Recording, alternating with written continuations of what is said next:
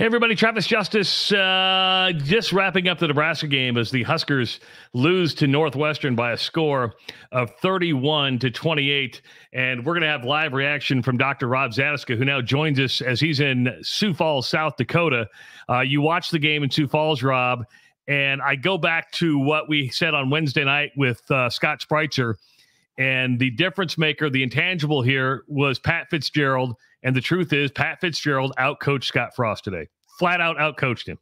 Oh, absolutely, 100%. You know, we've been talking for a couple of weeks now. Both you and I are big Pat Fitzgerald fans. And I'm not saying that in the sense that we don't love, well, you don't love Nebraska football. I love Nebraska football. That doesn't mean I'm not a fan of Pat Fitzgerald and the guy can just flat out coach. That was an incredibly well-prepared team.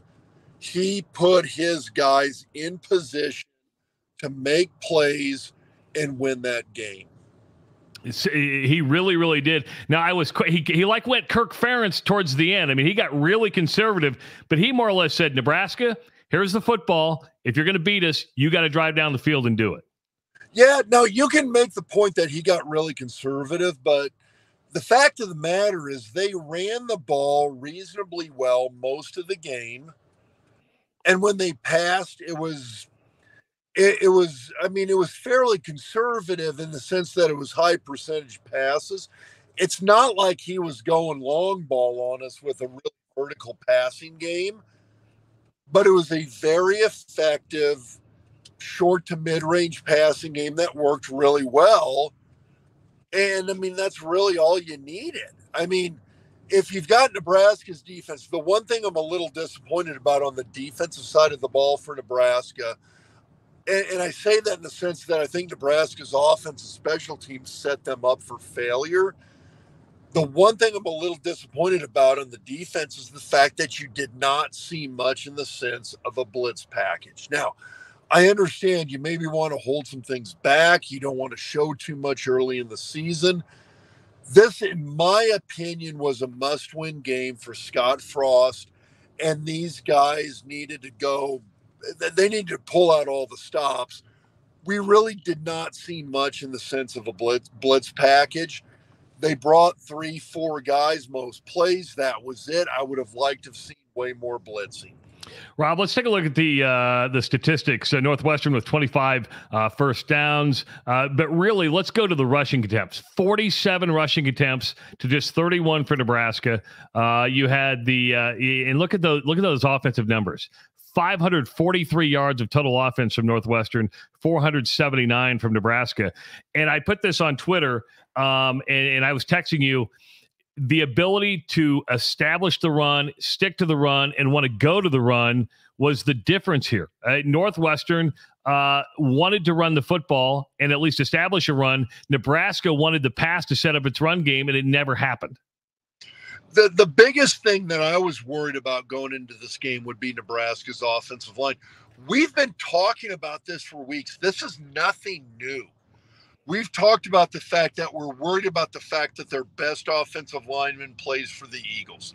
Their second best offensive lineman is coming off of really a devastating knee injury. And after that, it's an absolute crapshoot on that offensive line. I was really worried about how well they were going to do in terms of getting a run game going.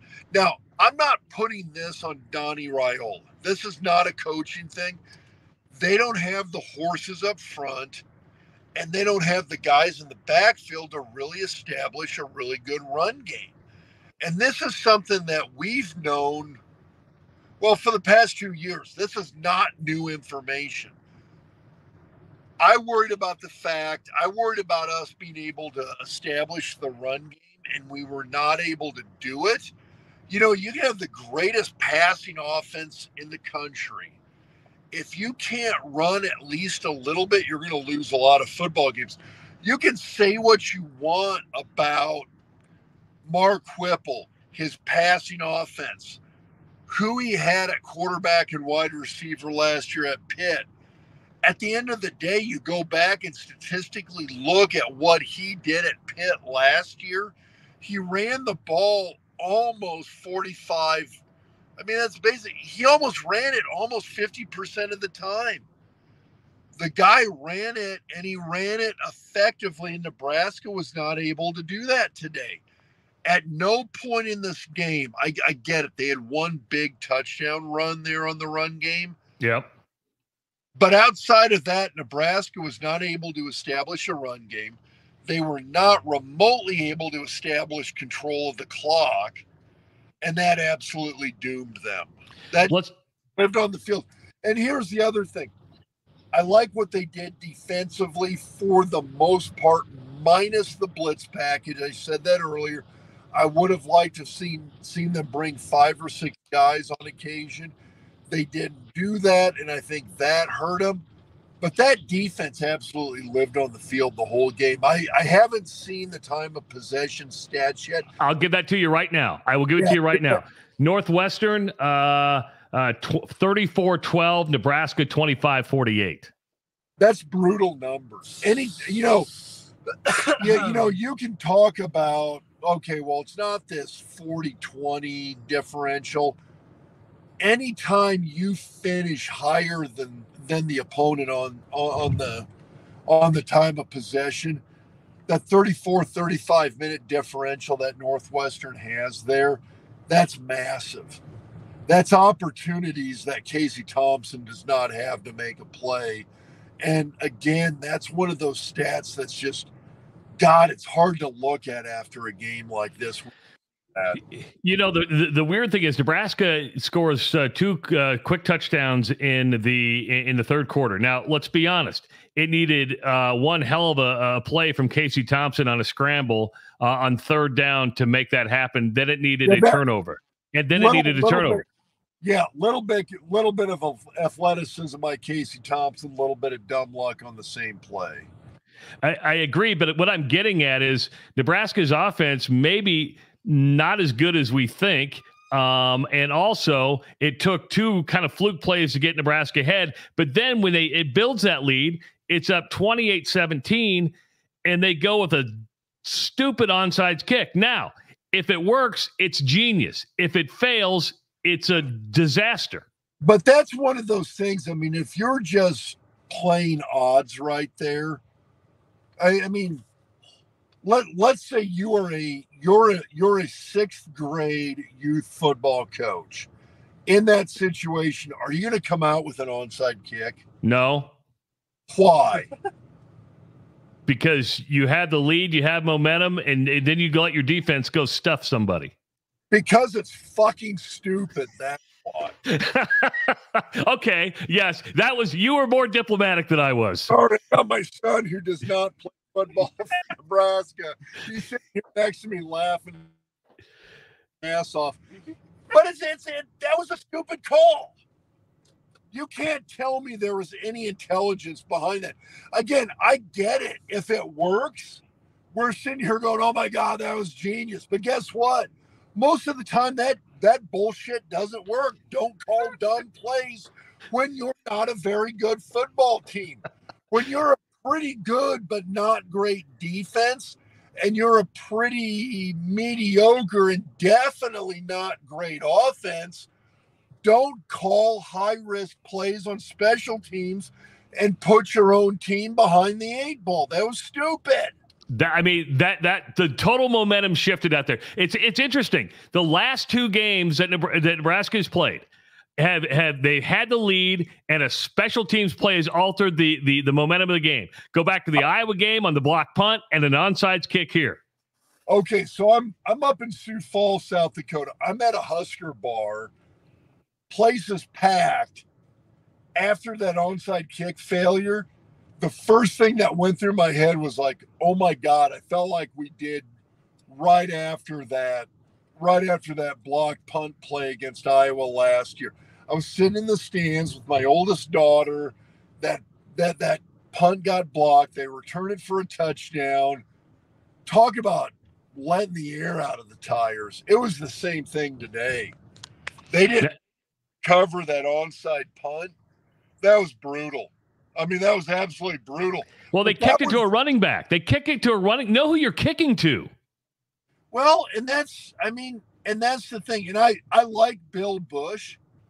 I don't know who made the call on that play. I don't know if that was a Chenander, a Frost, a Whipple, a Bill Bush coaching call, but it was a bad call. This team needs to stick to just the goddamn bare bones basics and stick to conventional wisdom, do everything right, and they're not even remotely doing that shit. Okay.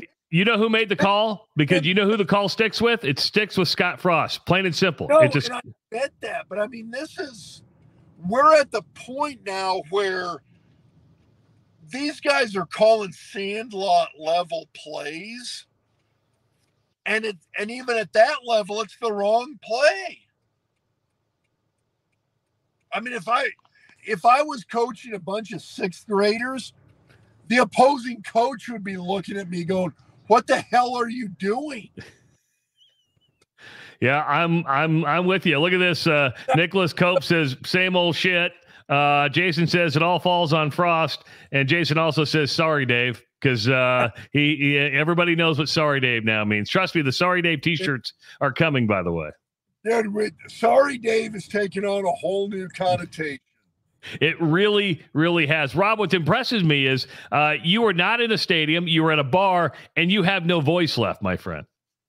Oh, God, the place was going nuts. We were screaming left and right at the screens. Yeah, here's the difference between the United States and Ireland.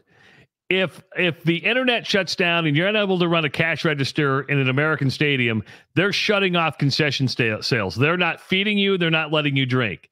In Ireland, they just open the tap and let everybody drink beer. Did you see some of those beer, the beer cups and stuff? At that point, they're just like, hey, we don't want to store this shit. We're getting rid of it. Scott here brings up a very good point. He says Frost needs to start packing. Somebody asked me on Twitter, would they fire Scott Frost on the plane? I said, see USC and Lane Kiffin. It's happened before. I do not doubt the fact that they might go Lane Kiffin on him. I don't think that's going to happen. If it does, I'm not going to be overly shocked. But here's the thing, and I've gone back to this 20 times over the last week and a half here. At Big Ten Media Days, when Trev Alberts got asked, is there a number? Is there a number that Scott Frost has to win? And Trev said, no, there is not a set number that he has to win when it comes to this season. I believed it. The thing is I think most fans thought of that in the sense of, oh, so Scott could win less than 6 games and still keep his job. I looked at that comment, and I'll say it again. I've said it on Twitter multiple times. I look at that as Scott Frost could win 6 or more and still lose his job. And he is well on his way to that right now. Yeah, that seat is hotter than it's ever been. Before I let you go, because I want you to have family time, I know you're up there with your son. Is there anything that impressed you today about Nebraska? The athletic ability on this team right now is unbelievable. This is a very, very talented football team. This is not a lack of talent issue. Hold on. I'm going to caveat this a little bit. The offensive line definitely needs some help. I liked what I saw from Henley Lutovsky. He's got some work. He's got some polishing to do. I think Trent Hickson actually did an okay job at center. Again, I got to go back and look, especially at the running plays with Trent and see how he did. The pass protection was solid. But for the most part, when you look at this team, there's a lot of talent here.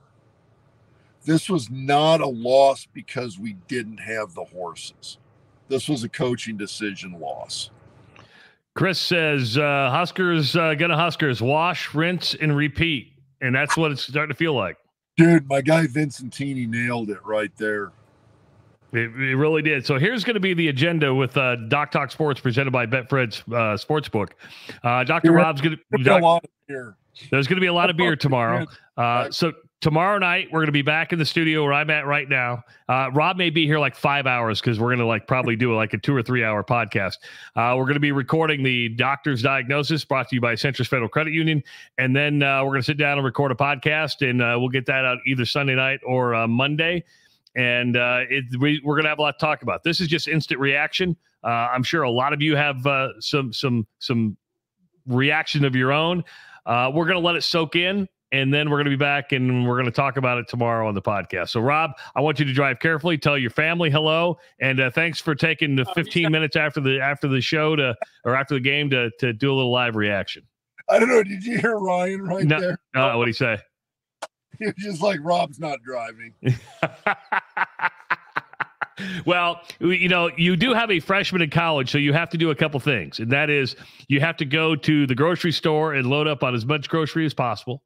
You got to give him like $150 to $200 cash to get him through the next time you see him. And then, if you're really completely packed a taco kit. If you're a really good parent, I know he's a minor, but you still got to buy him the beer. Got the whole taco kit packed ready to go. All right, buddy. You guys drive safe, and we will see you tomorrow, Dr. Rob. And everybody, thanks for watching. Look for the Doc Talk podcast presented by Betfred Sportsbook coming up tomorrow night. You'll find it on huskermax.com. You'll also find it on Podbean. You can just follow us, Husker Doc Talk at podbean.com. Make sure to like our Facebook page. Make sure to follow Dr. Rob on Twitter at Doc Talk Sports, and subscribe to our YouTube channel. Dr. Rob, drive safe. We'll see you later, bud. Later, dude.